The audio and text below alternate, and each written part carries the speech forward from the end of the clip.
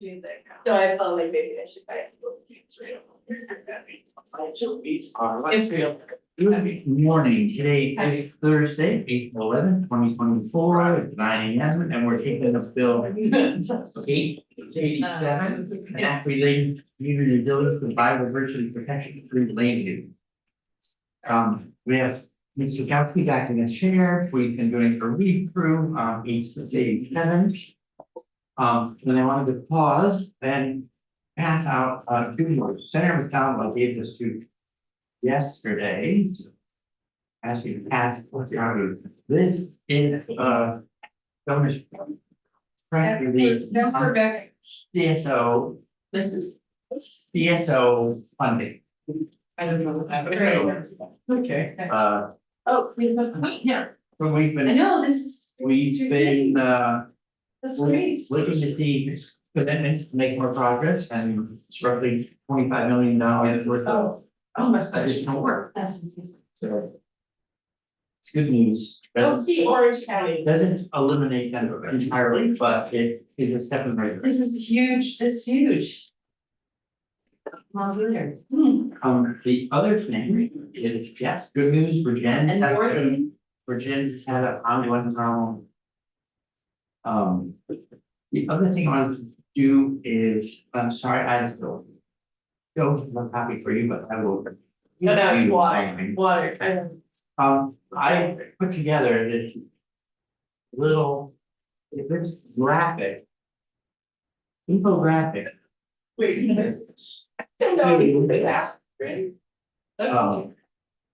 Layout, well, people have said, exactly what are you guys up to and how are you doing all this stuff? Sorry, I'm not talking to the room. We'll scan it, we could scan and post.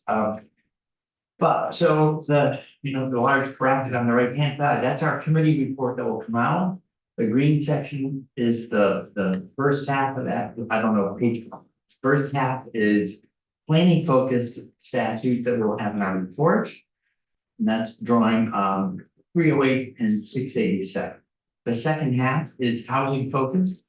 There's a whole list there that starts with taxes, housing programs, rentals, etc. That's all the stuff that's coming out of 311. Where there is, then lower right, necessary updates report, that actually was fed into all three bills.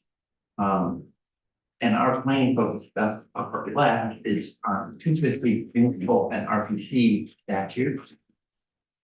The blue lines interleave into our planning focus section, which derives mostly out of 308 and 687, are the areas where we're accepting recommendations out of economic development. So they're interleaved. I don't know exactly how many there are, how much of that space should be shown as change, but basically the framework at 687 and then we'll build things out of 311 into it. And then you need to have an agreement basically that this single report is satisfactory, I want to say deeply embraced and satisfactory to both committees. And then that way we can bring a single report to the floor rather than for our colleagues in the awkward position of hearing conflicting reports from two committees. And trying to put that on the floor, which things make sense when no one else is going to have the information. Does that make sense? Anyway, what I've been saying, but now it's in picture form. Right. Thank you, Mr. Chair. So I really appreciate you making a diagram. It's very helpful as a visual learner. I see that you've called out specific things that we are assuming are inside of 311 that are ending up in this bill. You still want us to send you what sections and what we would like to include and what we have questions about. Sure. And when can we expect a draft that reflects this? Funny, you should ask the question. Oh, this is. Well, it's a great question, I can't wait to hear the answer. John, I didn't mean to. I don't know who would ask that question. Cause I would like to get information to the person doing that. So, we talked about this. Maybe in the room. To be fair to Mr. Calhoun, we talked about this end of day yesterday and we left it that I went back actually, because the pro tem has been sort of acting as the liaison between the two committees, trying to ensure that we're all thinking up. I went back in with this graphic at the end of the day yesterday, walked through it again. And we got the thumbs up that, yeah, that's this. I'm thinking, the plan we've been discussing without a picture of that one. So, and I said I would reconfirm for the office before asking Mr. House to start drafting anything because I didn't, busy enough without having us wait on a false start. Okay, but your underlying point is we will be reporting the entire bill as a committee. Rather than- We might, I think, maybe for the 311 stuff, we should just organize a handoff. Oh. Like, there's no point for us to make the case for stuff that we're not voting. It could be, I've never seen that happen between two committees, but open to suggestions. They're not that complicated to report. Yeah. But they're not our initiatives either. Yeah. Okay. So, something new. So my hope Something new every week. is that we finish the walkthroughs today. And then I will copy and paste 311, but then it does remain the question of what amendments to 687 you're asking for. So perhaps that is what we were doing tomorrow. Right. When I am here. So you send what your list of things. That, I mean, I think all the flags and stuff. Yeah. Tomorrow we can start to make some decisions that help the council craft. Now we're into the big picture. Thank you. Great. So thank you, everyone.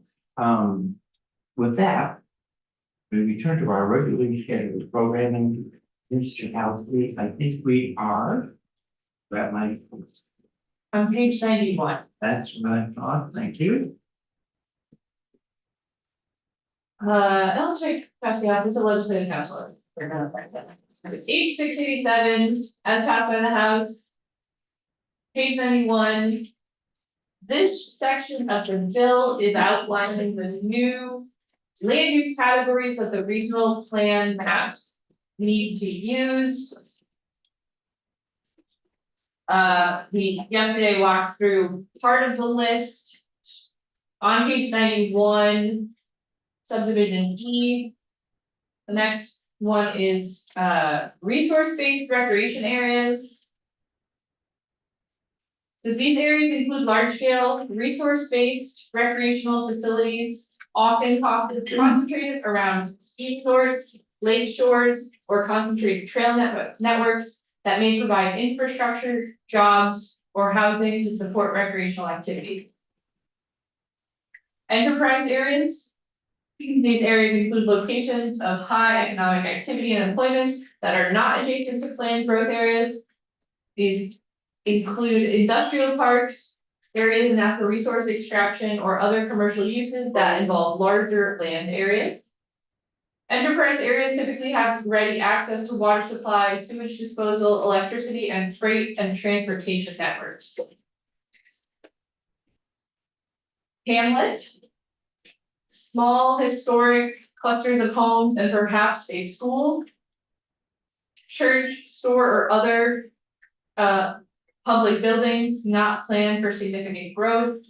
No public water supply or wastewater systems, and mostly focused along one or two roads.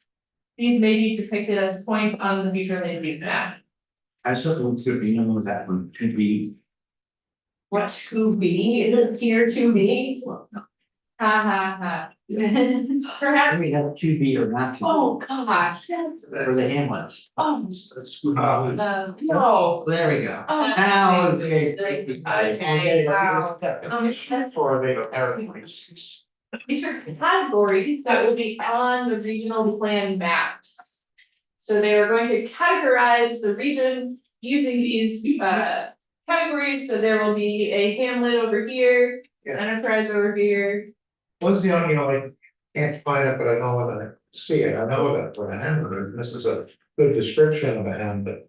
But what about if you have a hamlet where that is planned for some future growth? Make it a bigger hamlet, if that means it's under the law and not a hamlet. So I do think that a lot of regional planning is subjective. And also it may or may not qualify as a different area. Like a transition area or a village area.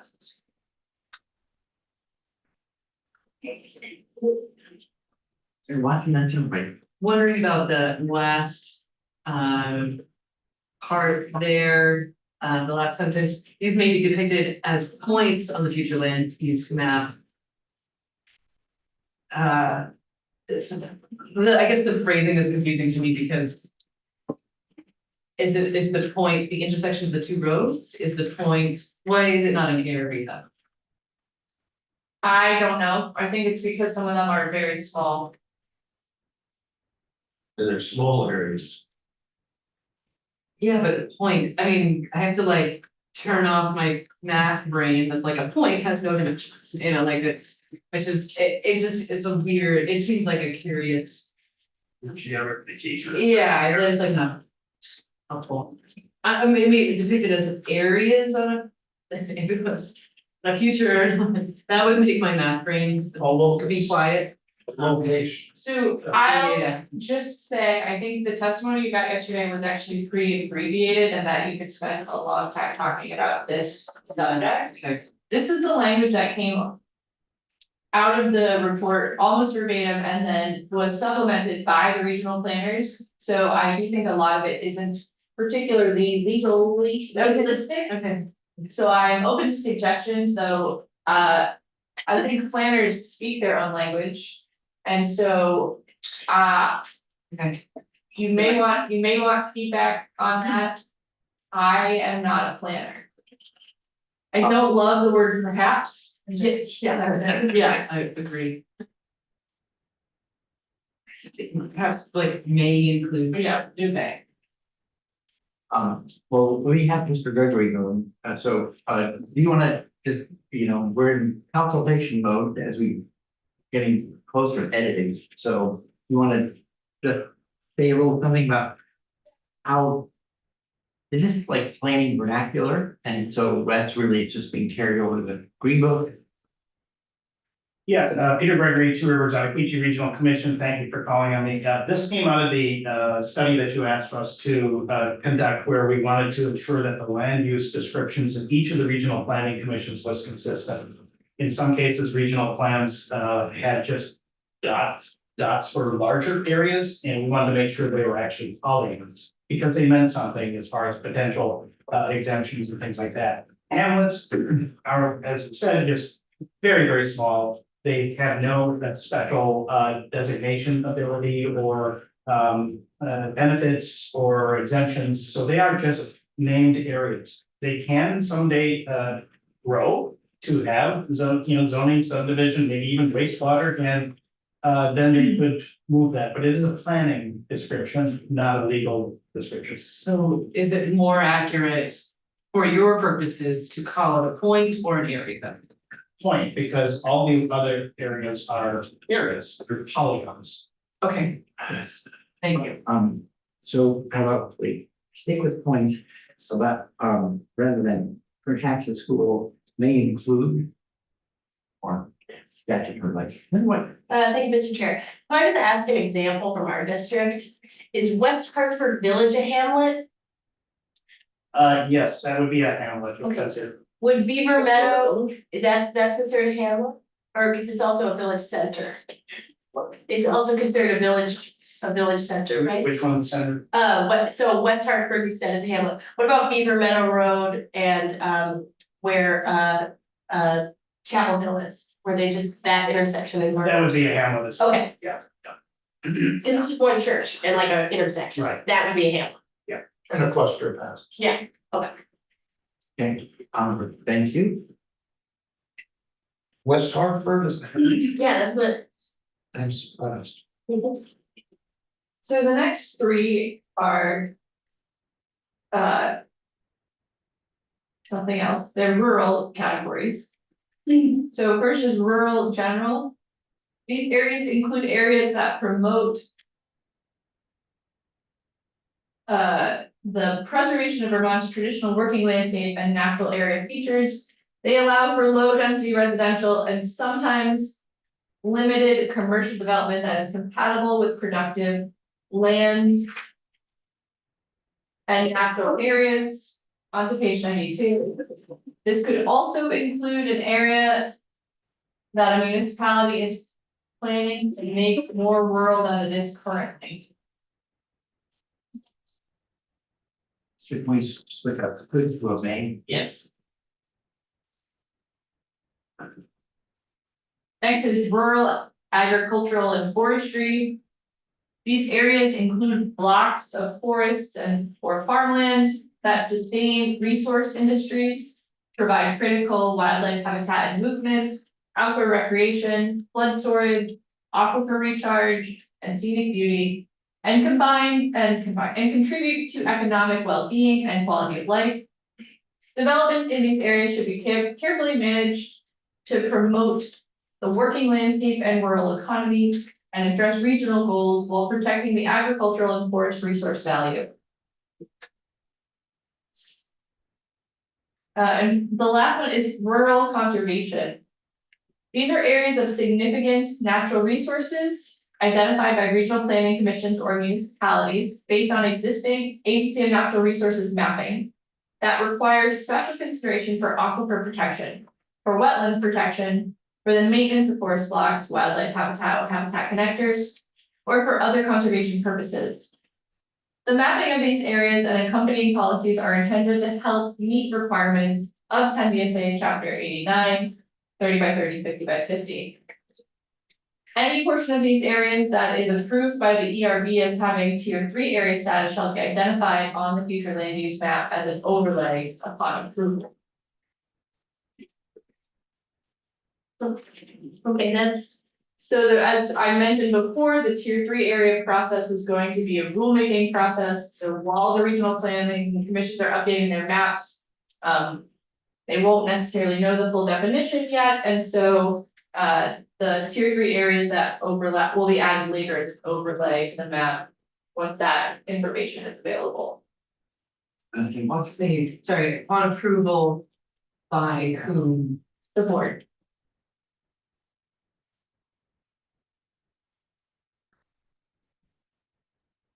by the way, tier 3 came up, so I.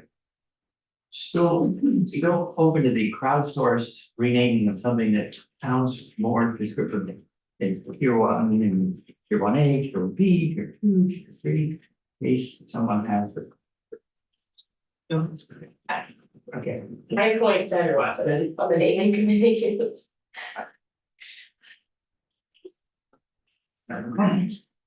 The comparing. J. With I. J refers to the areas identified by the regional planning commission or municipalities for the. And there's in I, there is no. Similar. Identifying of who. Makes that designation. Is that. Just because these paragraphs were written at different times, or is there actually qualitative difference? There's a difference. So overall, all of this is in the regional planning commission's discretion.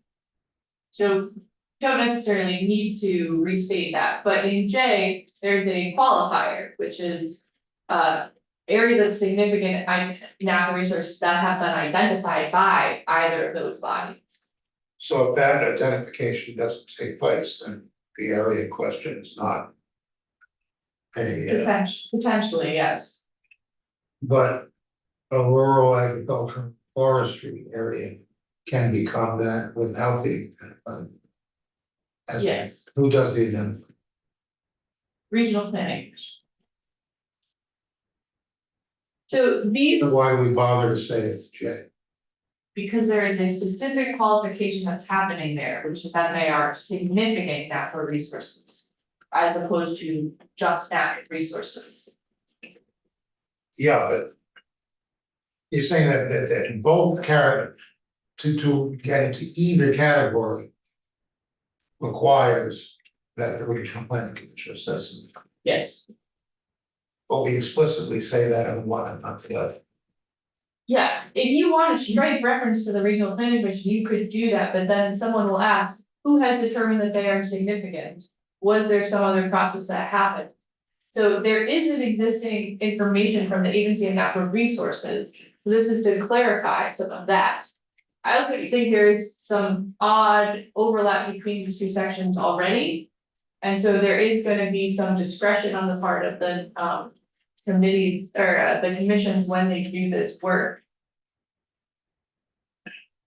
Okay, I'm I think we being should go annoying right, here, no, but what I'm saying, it seems to me it's unnecessary in one of those. Or it should be in the one that's not mentioned. It either should be in the one where it's silent, or it should be taken out of the one that's mentioned. If it's unnecessary, then take it out. I disagree with you, which is why it's written differently, but I. Well, No, I don't understand yeah, why it's been, and I'm not trying to be annoying here, I actually don't understand. Yeah. And I like an explanation. Let's call on Mr. Gregory, who can talk about how they do this classification and how they're intending on using it and why the J gets a little different treatment. If anticipating tier 3 definitions to follow. Right, I mean, we've been doing natural resource mapping for decades. Some of the regional plans already designate, significant forest blocks and habitat connectors and things like that. J is the one that is based on the word significant, I understand, I don't have it right in front of me. And that is going to be based on the rulemaking process that the board goes through. So we will do some mapping in the next couple of years, but then once the rulemaking process determines what is significant, then the regional planning commissions must amend their maps to depict that on their future land use maps. Is that? Really my question. Oh, boy, sorry. Okay, I mean, it's informative. It's informative, but it speaks to the question. so I think that in I, there is, you know what a forest or a farmland is. Those are commonly used terms. So the regional planning commission will be mapping them. And they will not have too much discretion in determining if that is a farm or not. Because we know what a farm is generally. In J, we are creating this category of significant natural resources. So yes, already the regional planning commission will be mapping these areas, but then there is going to be this decision. Oh, who is deciding what is significant?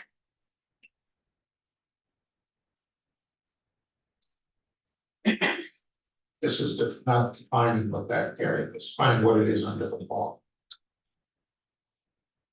It's And it defining is- what qualifies for a particular legal designation, It is just the description. not. I don't know if I would say legal, there is not much legal significance being attached to it here. But it will, this will vary region by region.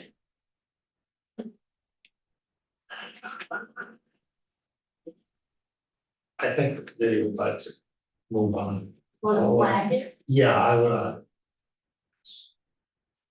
just do it with me. So, I don't want to lose or ignore your questions, concerns, so let's once again, let's flag it and double back. It might also be something that becomes more clear as we have to be working towards it. Oh, maybe. So, Over from the internal. That's. So, at the top, page 92 and 93, this language isn't changing, but the various elements and statements shall be correlated with the land use element and with each other. The maps called for by this section may be incorporated into one or more maps and may be referred to in each separate statement called for by this section. The regional plan future land use map shall delineate areas within the regional planning commission's member municipalities that are eligible to receive designation benefits as centers and neighborhoods when the future land use map is approved by the ERB per 6033. The areas eligible for designation shall be identified on the regional plan, future land use map as regional downtown centers, village centers, planned growth area, and village areas in a manner consistent with this section and chapter 139. This methodology shall include all approved designated downtowns, villages, new town centers, neighborhood development areas, and growth centers existing on July 1, 2024. Unless the subject member municipality requests otherwise. So the mapping of the designated areas are going to happen as part of the regional plan maps, and this will lead to their designation. Upon when they get approved by the ERB. That's right. I think, Mr. Chair, I think this gets to the question I had yesterday, which was how would a town, if they don't agree with potentially the mapping, how would they how would they voice that? And it sounds like that is under review of the RPC, so it says here, it shall include all approved designated blah, blah, blah, unless the subject member municipality requests otherwise. So they're making that request to the RPC itself. Yeah. And if the RPC disagrees, it just doesn't get in there. Yeah, well, so I guess so the regional planning process is iterative with the member municipalities. I am aware that there have been disagreements in the past between towns and their RPCs. There isn't currently like a, dispute resolution process Yeah. specifically built in here. But the regional planning commission does make decisions on their regional plan, but it has to be approved by 60% of the member municipalities, so. okay, that's just I think I just have minor concerns, although not. A major point for me is it does feel like we give a lot of control to the RPCs in this scenario. If a town were to disagree, it seems like they're lobbying to their RPC, and if the RPC says no, our original point is made, could be difficult for them to alter that. And so that's just one point. So they could potentially bring an objection to the ERB as part of that process. Okay, so there is, if there's, okay. Thank you. Chapter 139, sorry. It's the new 76A. Then you some things later.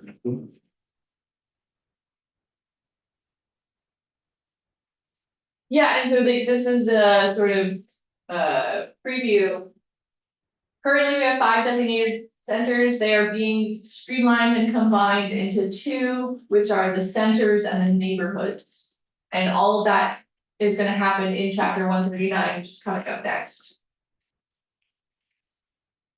So on page 93, subsection D, with the exception of pre-existing non-conforming designations approved prior to the establishment of the program under chapter 139.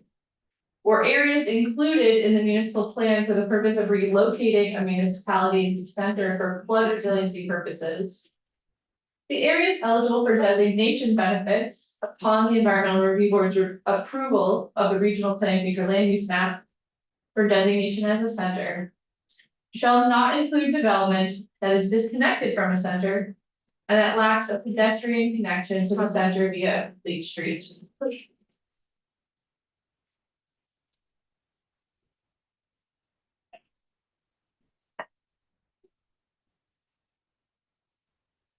You? Or any questions? Comments? That subsection D was previously in chapter 139. The House moved it.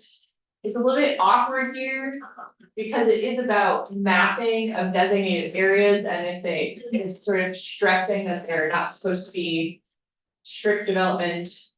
But the language has also been added back into chapter 139, so it's also there. Complete street is a defined term. The program, yeah. It's a really cool road. I'm aware of the really cool program, I'm just wondering if it's a legal term. It doesn't have a citation for it.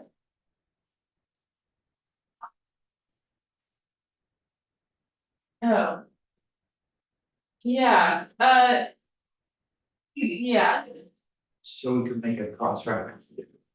Or, I don't know if that's like burden, like, oh, we don't usually bother to spell it out, or if we usually. Term of art. Or I could as look at defined, blah, cross blah, blah, reference blah. for it. Yeah, so the Complete Streets program is in Title 19 and it does generally require, you know, pedestrian and or bicycle access, so non, you know, so usually sidewalks and or additional lane space so that are gonna be non car transportation. Yeah. Sounds lovely, I just appreciated walking in Bristol last week, that not only do we have sidewalks, but there's. In the old part of the village, there's a lot of places where there's like 12 feet of grass between that sidewalk and the street, so. It's not only are you not walking in the edge of the roads when traffic goes by, you don't flinch what you're about to be run over. Don't get started on this topic. All right.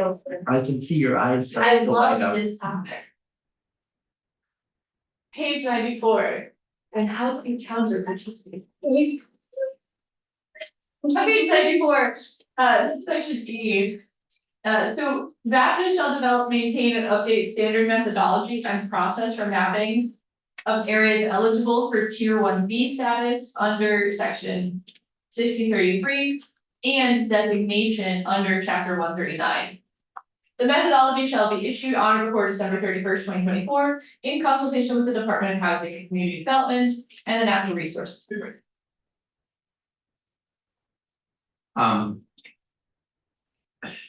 This is the editorial, the BAFTA, I don't know if we just previously used that abbreviation. We'll usually spell it out. You're right, I think.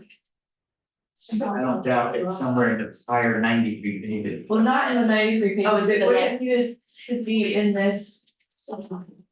It would have needed to be in this section though.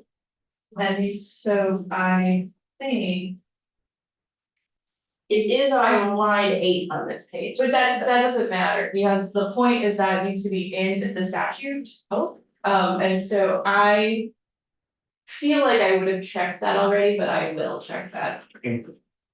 Yeah, you should not have an unknown acronym in a statute without defining it, so the point is well taken. So on page 94, section 41.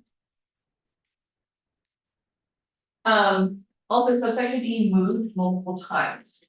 So that is another, perhaps it was moved around a few times. So I will check. Section 41 is a study. So the Vermont Association of Planning and Development Agencies, VAPTA, shall hire an independent contractor to study the strategic opportunities of regional planning commissions to better serve municipalities and the state. This study shall seek to ensure that the regional planning commissions are statutorily enabled and strategically positioned to meet ongoing and emerging state and municipal needs, and shall review the following: governance, funding, programs, service delivery, equity, accountability, and staffing. A stakeholder group composed of the Vermont League of Cities and Towns, Vermont Council on Rural Development, the Department of Housing and Community Development, the Agency of Administration, the Office of Racial Equity, legislators, and others will be invited to participate in the study to provide their insights into governance, structure, accountability, and performance standards. On to page 95. The study shall identify the gaps in statutory enabling language, structure, and local engagement, and make recommendations on how to improve and ensure consistent and equitable statewide programming and local input, and engagement, including methods to improve municipal participation. The amount of regional planning grant funding provided to each regional planning commission relative to statutory responsibilities, the number of municipalities and other demands, and how to make it easier for municipalities to work together. On or before December 31st, 2024, the study shall be submitted to the House Committees on Environment and Energy, on Commerce and Economic Development, and on Government Operations and Military Affairs, and the Senate Committees on Economic Development, Housing and General Affairs, Natural Resources and Energy, and on Government Operations. Any questions? Section 42 was an amendment from the Senate Appropriations Committee. So it's 100, sorry, House Appropriations, it's like, dang, they really started early. Wow, how'd they see that? Thank you, Sam Probst. Pretty funny before we get there. So it's $125,000 to the Department of Fish and Wildlife Division for one new permanent classified biologist position to assist the department in supporting the implementation of this act. Do you want me to just, Mr. Chair, if I could pause for a moment? So in Senate Government Ops, we've been having a conversation about a letter that we're writing to Senate Appropriations related to fiscal requests. Are we doing that letter? And if so, can we include this? So I wasn't planning on doing it in letter form because the appropriations that we're requesting are in the bills we're doing, like 213, included money, fiscal includes the money. As opposed to pulling them out in separate letter. Some years, there have been things that weren't tied to a bill, and we've not sure. You're a good reminder that funding requests that aren't tied to a particular bill, and we sent a community letter over, but Well, we are, I mean, maybe it's just a difference of doing it, that, we are doing it for the ones that we have in bills. Like all none of the requests are separate for bills that we have, they're all inside bills that we have, so I don't, yeah, I just, do we have a? when I have gone across the hall on our bills, we go through the bill and then we talk about money, and then basically on 213, they signed off on the bill, they agreed and needed support, and then they did the usual script. So as the bill has traveled through, we talked about, wasn't planning on writing a separate letter because the bills themselves make the request. And there's also a fiscal note for this, and also a fiscal note for people. So I guess Gavas is doing something different. Okay, yeah, I really, The House also has a habit of every committee jurisdiction writing letters yeah, to approach, but but we're not doing that as a committee. So how will we communicate the need for this position or any money inside of this bill with appropriation? when the just like this. But aren't they hoping to pass the budget by Tuesday? We will not have this complete by Tuesday. There, so. Good point. I'll double check on, I think, the budgeting. That they're doing, this week. I'll double check with Rachel because she did check in with me about 213. Okay. I know she's very aware of this bill, so I'll ask if,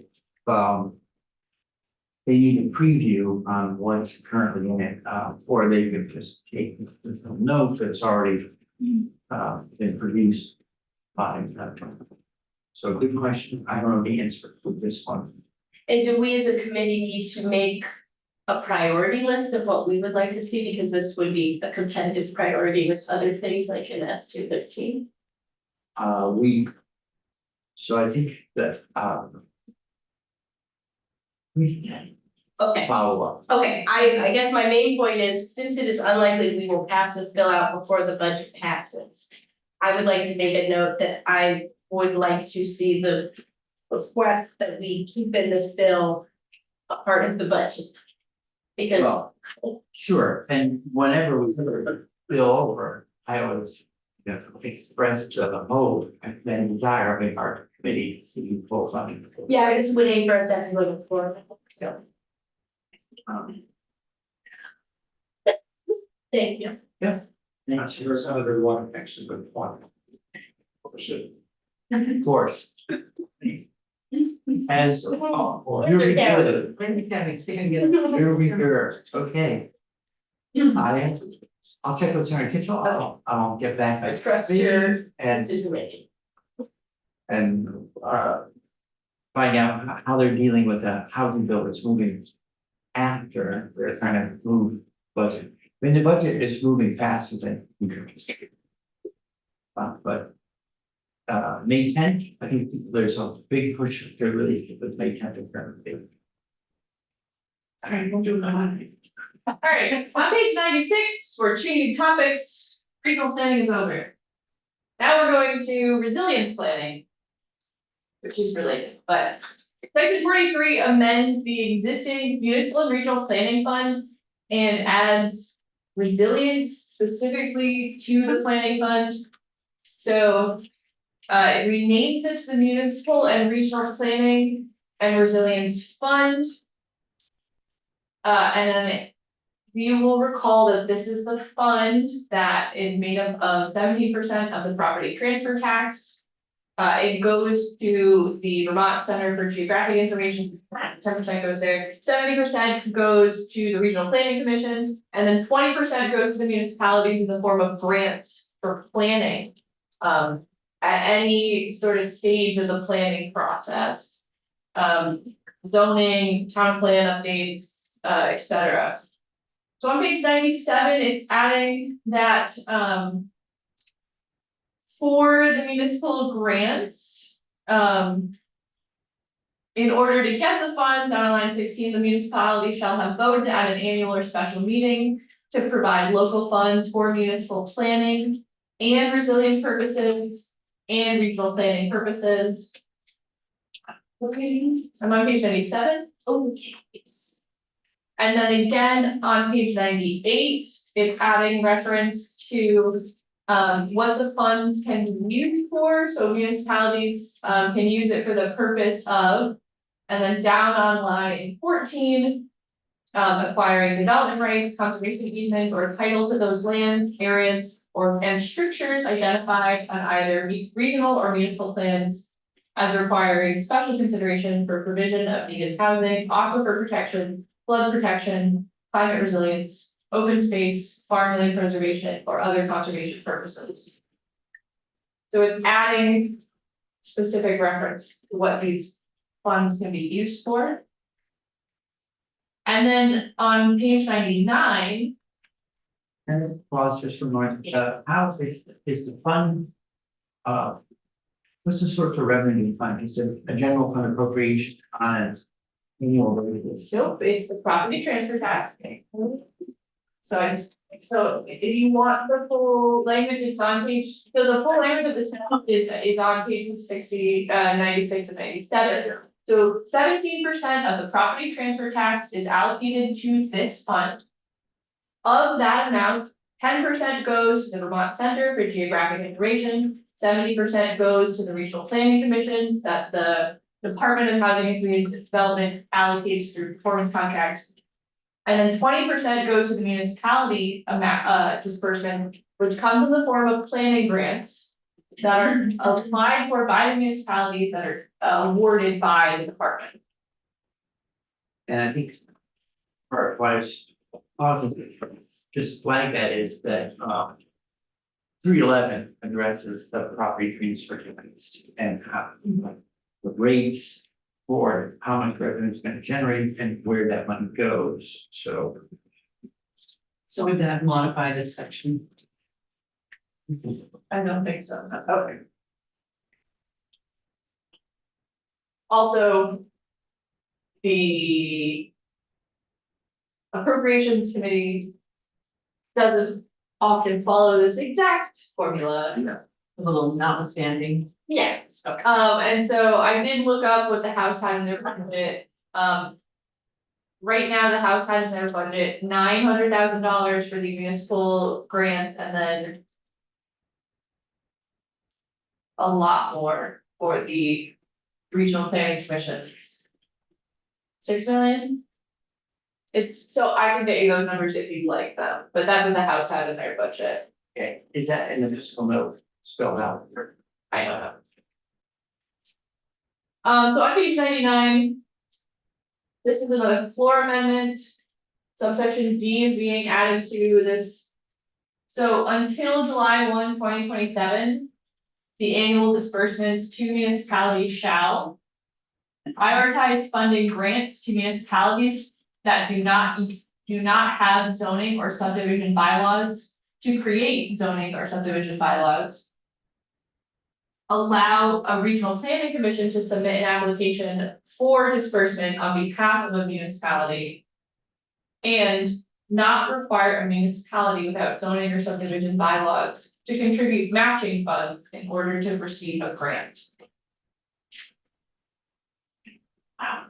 Or is this a rural caucus proposal? Yeah.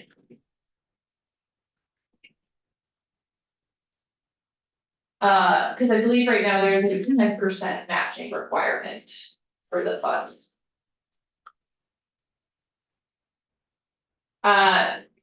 Section 44 is funding for this.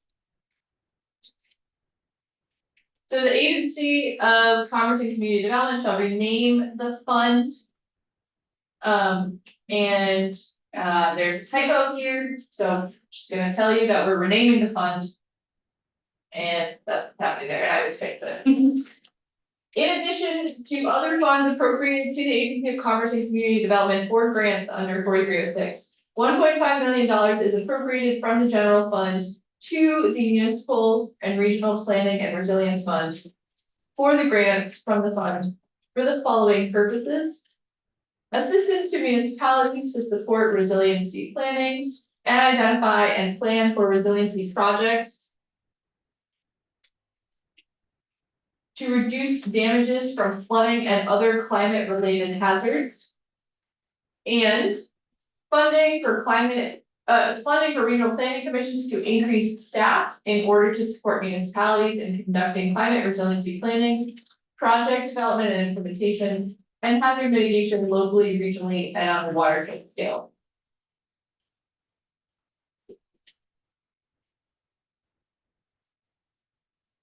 Next on page 100, section 45 has two positions in it.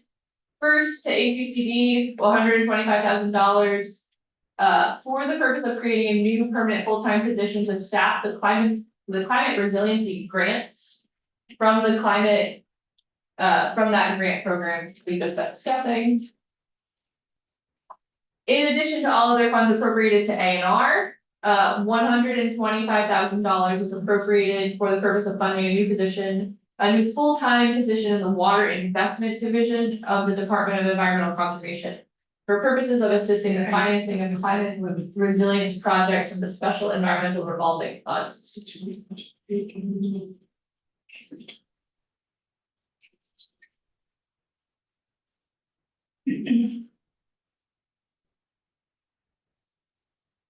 Okay. All right, designated areas. So first, section 46, chapter 76A is repealed. This repeal doesn't take effect until January 1, 2027. But that is the chapter that currently has the designated area program, which is the downtowns, new town centers, village centers, MDAs, growth centers. That does not include party housing projects, that's not. No.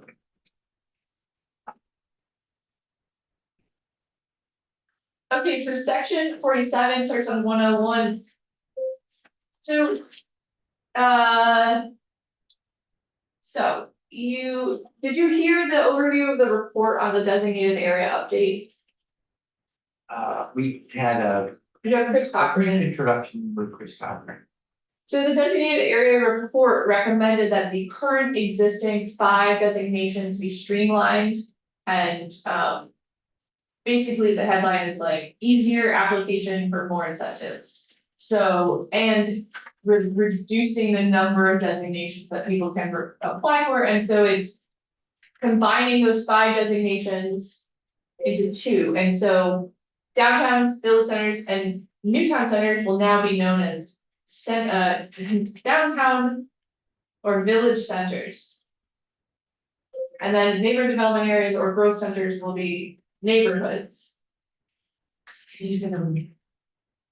These 3 core designations will now be known as downtown or village centers. The overlay designations for the NDAs and growth centers are going to be neighborhoods. So structuring this has been a little tricky, so that's why section 46 repeals the existing program, but then rewrites most of it in chapter 139. So there's, I would point out sections that are language that already currently exist, but most of it is new. So the whole program is being renamed the State Community Investment Program to reflect that it primarily will be distributing incentives to these areas, benefits and incentives. So there's a definition section.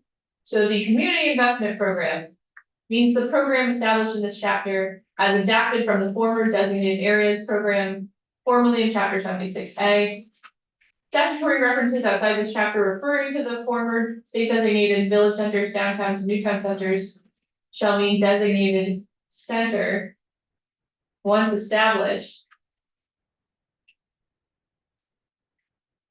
Statutory references outside this chapter referring to the former state designated growth center and neighborhood development area shall mean designated neighborhood once established. I don't actually love these 2 sentences, so I might suggest that we strike that. But I'm gonna think about it. We don't generally do that, there's a revision authority section at the end here to clean up all these references.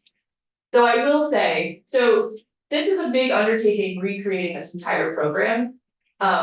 This will not take effect until 2027 essentially, when after the regional maps have all been updated, these new centers will have these new names, or the designated areas will have these new names.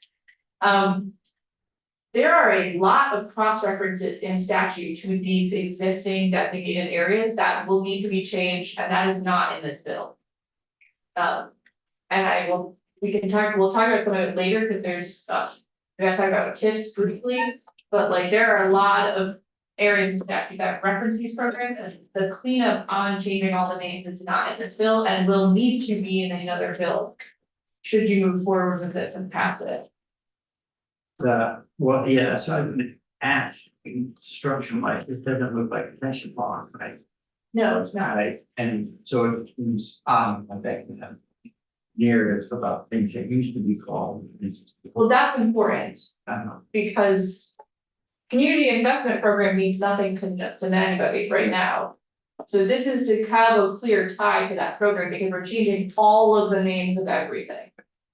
So I do think that is important. Yeah, I'm not sounding important, I just wondering how you put that in. And how statutes maintain over that, not gonna. Pause to ask.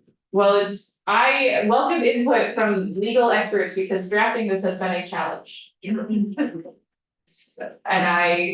having a hard time making sure that all the loose ends are tied up, because it is a large program with a lot of names that are being changed. Yeah. So that's why I thought that was actually the easiest thing to do there, but. The next definition, so we're on page 101, next definition is complete streets or complete streets principles. And that's in 19 BSA chapter 24. Department is Department of Housing and Community Development. Downtown center or village center means an area on the regional plan, future land use maps that may be designated as a center consistent with 43, 48 of this title.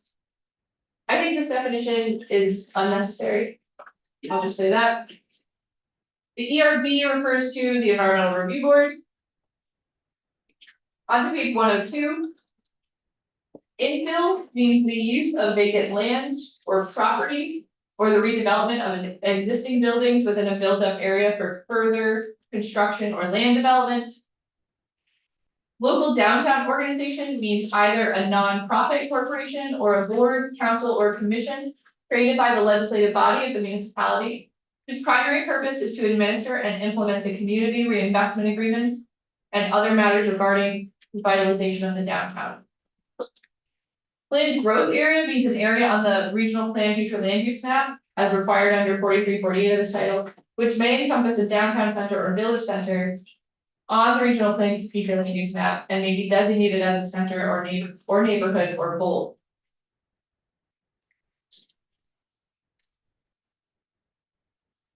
Regional plan future land use map means the map prepared pursuant to 43, 45, 43, 48A. Smart growth principles. So this is an existing definition that is in chapter 76A, the smart growth principles, they are not changed substantively here, they're just being moved. So smart growth principles means growth that maintains the historic development pattern of compact village and urban centers separated by rural countryside, develops compact mixed-use center at a scale appropriate for the community and the region, enables choice in modes of transportation.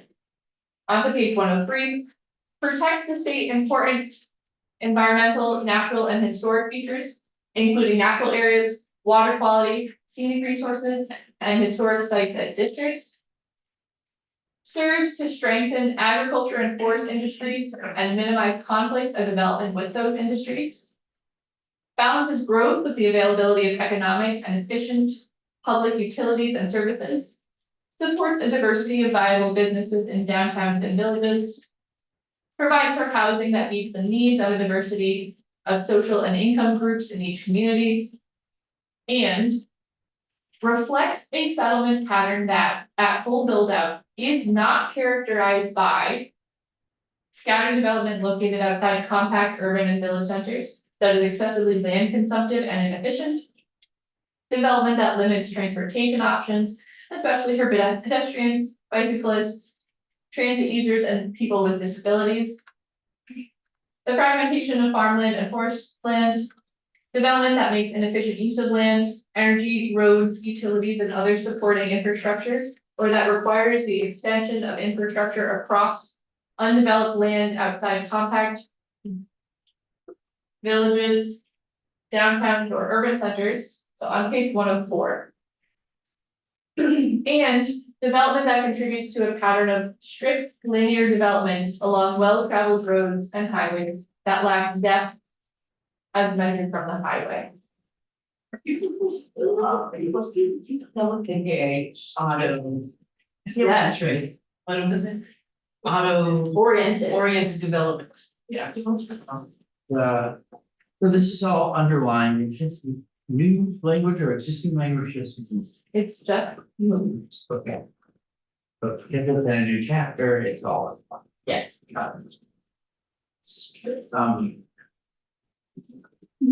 Sprawl repair is a new definition. Sprawl repair means the redevelopment of lands developed with buildings, traffic and circulation, parking, and other land coverage in pattern that is consistent with smart growth principles and is served by a complete street connecting to a proximate center and served by water and sewer infrastructure. State board.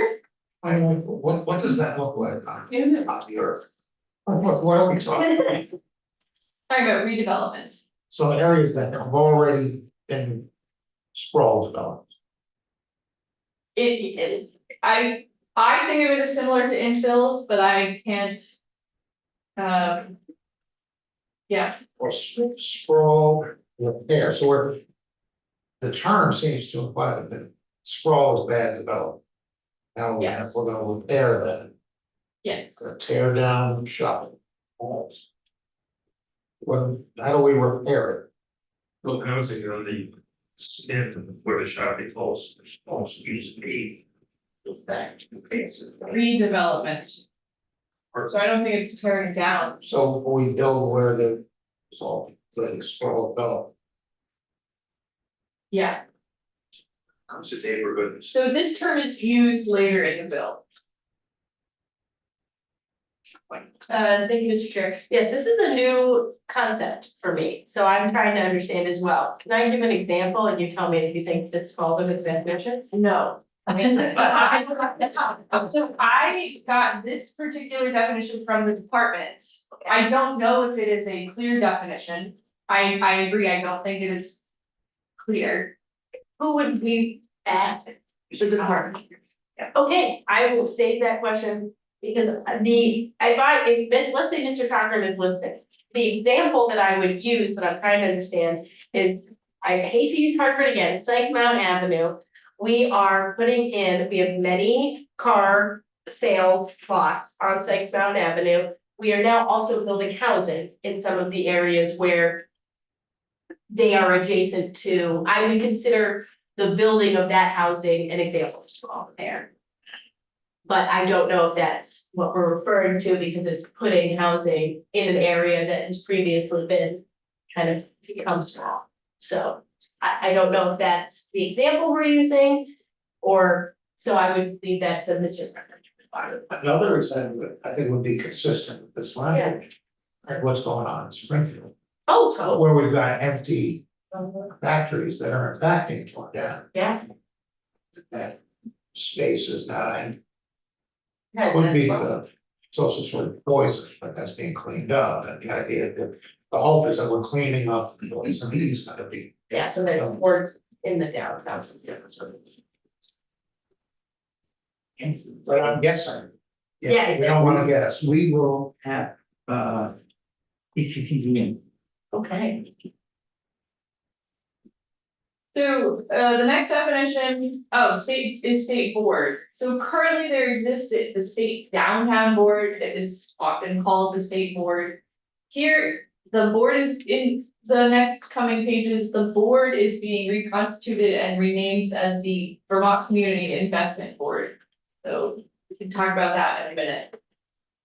State designated downtown or village center or center means a contiguous downtown or village area approved as part of the ERB review of regional plan future land use maps, which may include an approved pre-existing designated village center, downtown or new town center, established prior to the approval of the regional plan future land use maps. It shall encompass an area that extends access and benefits that sustain and revitalize existing buildings and maintain the basis of the program's original focus on revitalizing historic downtowns and villages by promoting development patterns and historic preservation practices vital to Vermont's economy, cultural landscape, equity of opportunity, and climate resilience. I do want to flag a very small grammar point. So definition number 13 is capitalized. Definition number 14 is not. And I am not consistent throughout the draft, and I'd be happy on input of whether or not you think these things should be capitalized. I suspect they should be. If they're sort of properly termed, yeah, proper. So on page 105, state designated. We have hyphens on this one. State designated neighborhood or neighborhood. Also open to suggestions. On these names. I had suggested, I think, something else. I had suggested cores.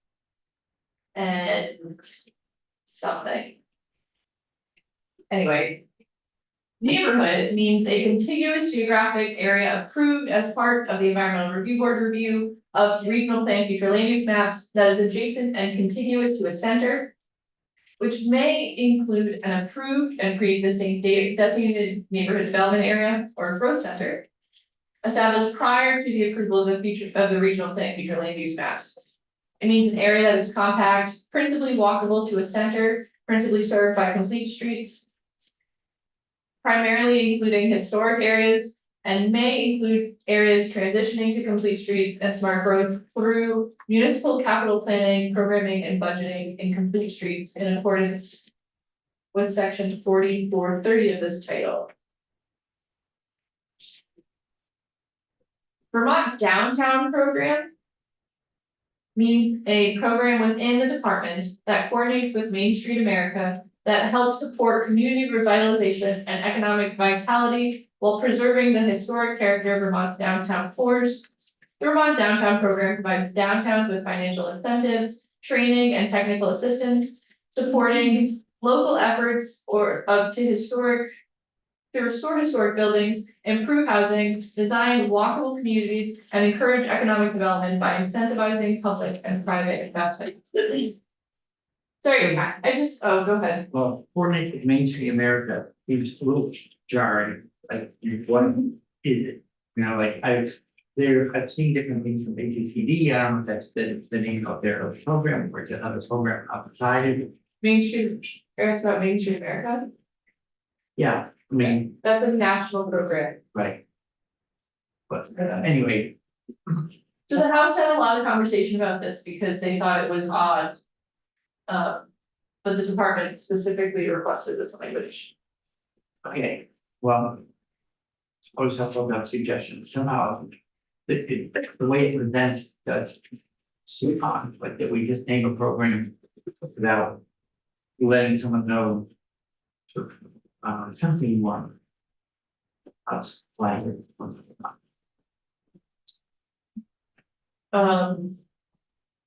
So back to my earlier point about capitalization, sorry, I know this is out of sync. Currently in statute, we have downtowns, neighborhood development areas, et cetera, but those are not capitalized. Anyways, just this thoughts going through my head. Yeah,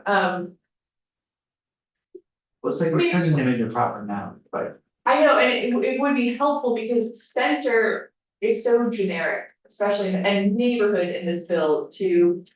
So. Especially like village center. Like the next one, so anyways, okay. members of this committee have interest in grammar, I know that, and so I just want to crowdsource thoughts on that, I don't.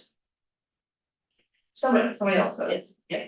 On page 106, village area, so it means an area of the regional plan, future land use map pursuant to section 4348 of the title, which may encompass a village center on the regional plan future land use map.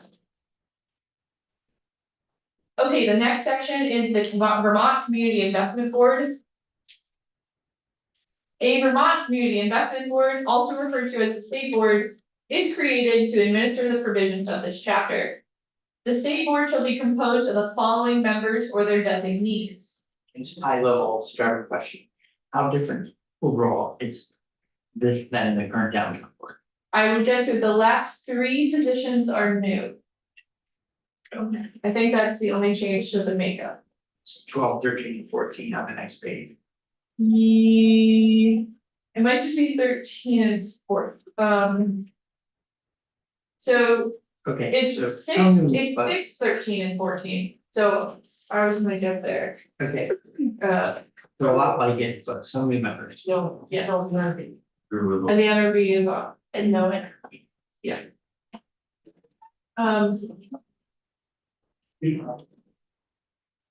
So the board is.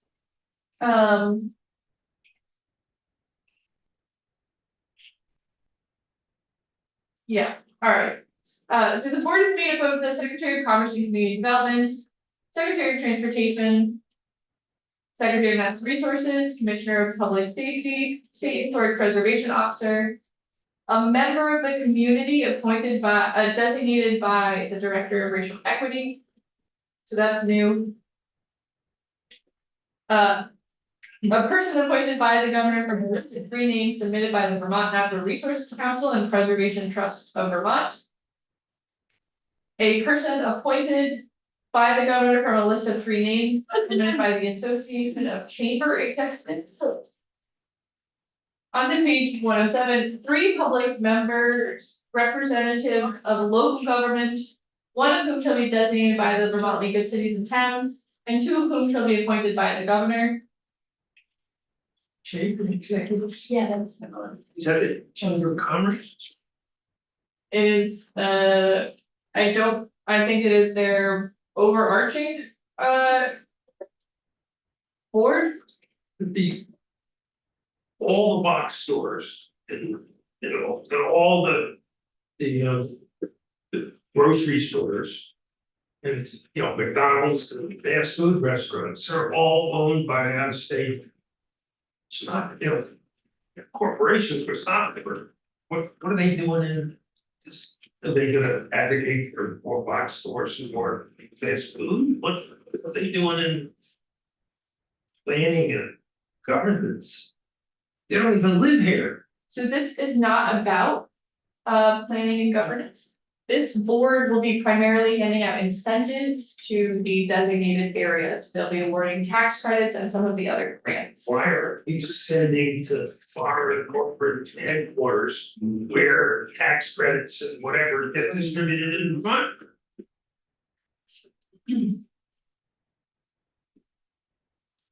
Well, that's not a question for you, this is a question for us. I would like to know what the difference is between the Chamber of Commerce and the Association of Chamber Executives. I don't know this one. You're looking for locals, so you've got the store over in Bradford, Farmway. Oh, yeah. There are other Vermont companies other than Farmway. But they don't dominate, don't dominate the chamber. So we'll, So- that's one. This is an overarching, there are multiple chambers of commerce in Vermont. Right. So this is an overarching membership group. I'm thinking of it like BAPTA, though I cannot say with 100% certainty that that is a direct comparison. So This is existing law. That pushes a button, Mr. Chair. yes, well, I remember we looked at some early Act 250 stuff.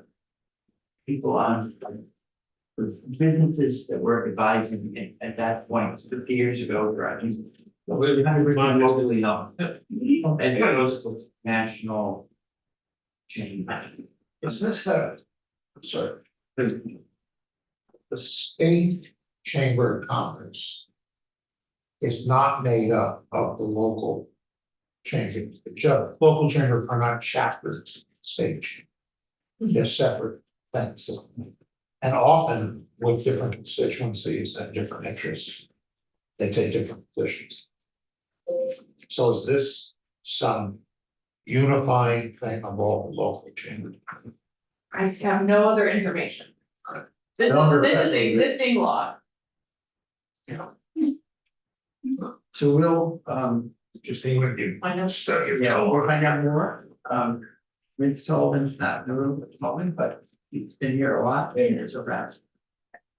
I got a low ratings in the state, she's very complex every election. High ratings, with high ratings on the Lisa County. Which is not unusual. Yeah. So, All right, so we should go on because we're gonna, we marked it, we'll come back and learn more. Not ignoring, but So on page 107, the board, so the executive director of the Vermont Bond Bank, the state treasurer, a member of the Vermont Planners Association designated by the association. A representative of Regional Development Corporation.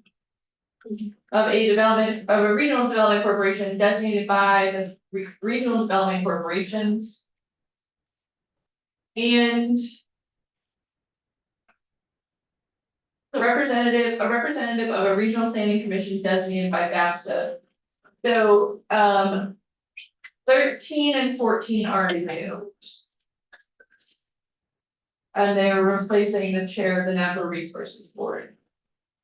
What's the difference between 12 and 14? So the Vermont Planners Association is not, so VAPTA is the membership organization for all of the regional planning commissions. But the Vermont Planners Association is a trade group that made up of planners who may or may not be regional planning. Oh, okay, so they would be the. They could be municipal, they could be lots of other things, state, yeah. Okay, thank you. The state board shall elect a chair and a vice chair from among its membership.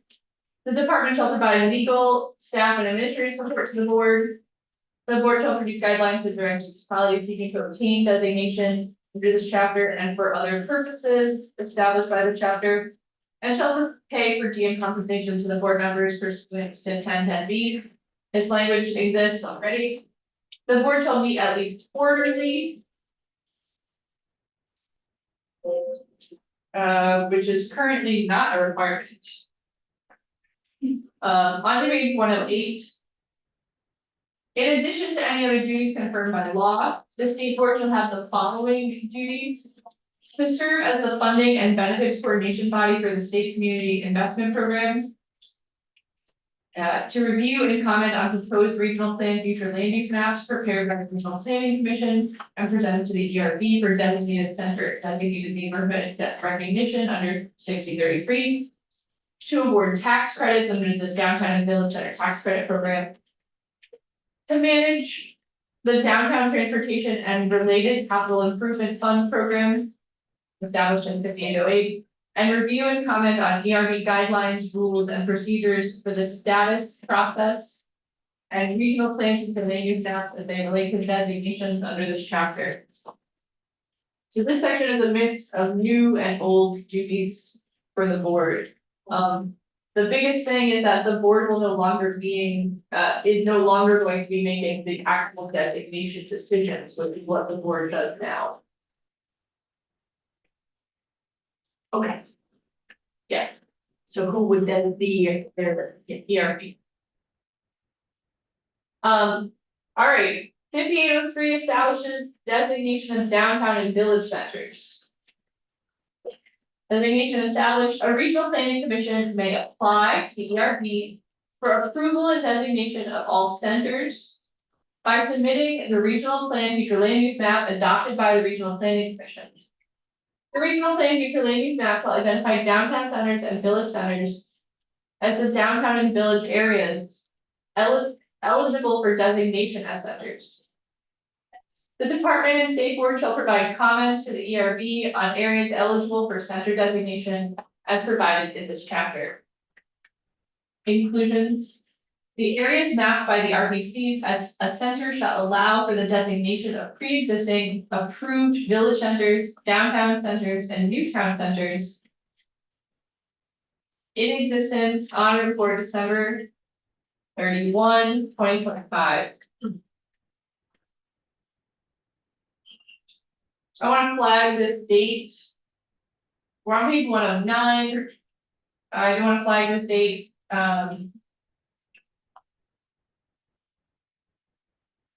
With the exception for pre-existing non-conforming designations approved prior to the establishment of the program under this chapter, or areas included in the municipal plan for the purpose of relocating a municipality center for flood resiliency purposes, the area eligible for designation benefits upon ERB's approval of the regional plan future land use map for the designation as a center shall not include development that is disconnected from center that lacks pedestrian connection to the center via incomplete street. This is the language I flagged a few pages back in both sections down. Approval, the ERB shall conduct its review pursuant to 10 VSA 6033. Transition, all designated village centers, new town centers, or downtowns existing as of December 31st, 2025 will retain current benefits until June 30th, 2026, or until approval of the regional future land use maps by the ERB, whichever comes first. All existing designations in effect December 31st, 2025 will expire June 30th, 2026. If the Regional Planning Commission does not receive state board approval of the regional plan future land use map under this chapter. Alright, that actually should probably say ERB. Not state board. So on to page 110. All benefits for Just a date check, so all the mapping work with the RPCs are undertaking. Using all those categories, we were including hamlets, et cetera. All happens and is completed by the 31st of December in 2025. 2026. Or 2026, okay, so So the dates need some work potentially, because I also seem to recall that the mapping is supposed to, I think, map designations that are in effect July 1, 2024.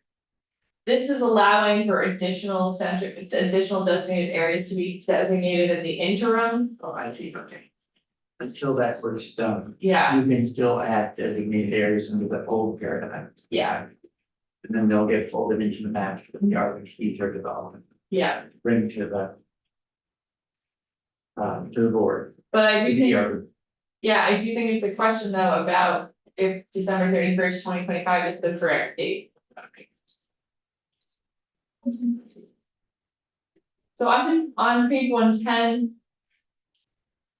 All benefits for pre-existing designated village centers, downtowns, and new town centers. Just as a flag, I'm gonna rewrite it so that it always says downtowns, village centers, and new town centers throughout, because it's inconsistent and it's just bothering me, Okay, but just as a flag. That are removed under this chapter shall remain with the prior designations existing as of December 31st, 2025. Until July 1, 2032.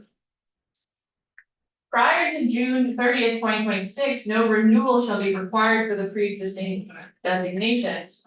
New applications may be approved by the state board prior to the approval of a regional future land use map under former chapter 76A of this title by the state board until December 31st, 2025. The last date to submit an application for a designation will be October 1, 2025.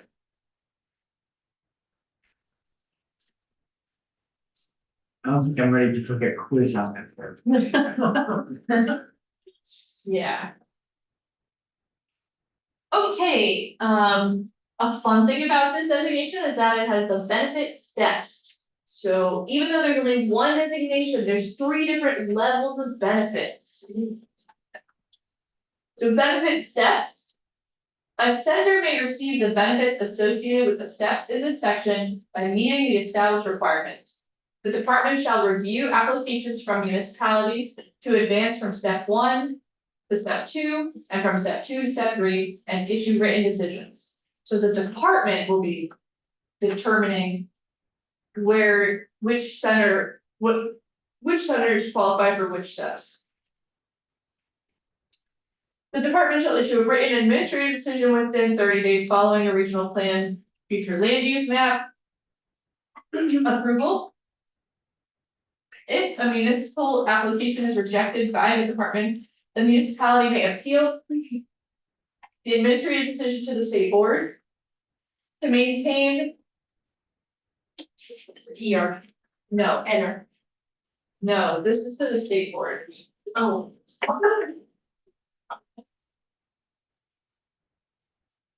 Okay. When you say state board, we're talking the community investment board. We're talking about the state board, yes. And that's the community investment board. So this new thing, okay, new old. So the municipality can appeal the administrative decision of the department. Cause that's who's making the decision. To the board. State board, to the state board. And if. Okay. So why wouldn't? Okay. This is about benefits. It's gonna be about tax credits. Yes. And stuff. So the department isn't handing out any of these, it is the board in and of itself. So, oh, Yep, this is a really simple system. So the regional plan is going to map these areas. There will be an automatic designation. yeah, you get step one if you do certain things. Yes. To rise up. There will be additional requirements of what the town needs to have in order to go up the benefits ladder. The department will review the town's application for those things. If a town selects a decision, then they go to the state board. Okay. And the state board will, if they agree with the town, then they would just move up to that position. Whatever it is. There is no language, there isn't really any language about that though. Yeah, what would happen? Like if the board goes, hey, yeah, actually, we do think they were wrong, the department was wrong, you should be step two. Then they just become step two, Yeah, I okay, guess so. versus like you have to go back and resubmit. Or like do your application again, or, I think this is an area that needs additional language potentially, because I don't think it's actually even mentioned at all in the state board section. Their USS reviews. yeah, I would wonder, and does the. Regional planning, so the people who weigh in on the state board decision process. Is it that the town itself has to go independently to make the request separate from the RPC, or can like an RPC? I don't think the RPC is involved. They're not involved. Okay, but they would be on the board that makes the decision, Yeah. yeah, I guess so. And then. We have been going along straight and we're just about to go into step one. So why don't we pause here, give a quarter up and then start again. So that everyone can stretch and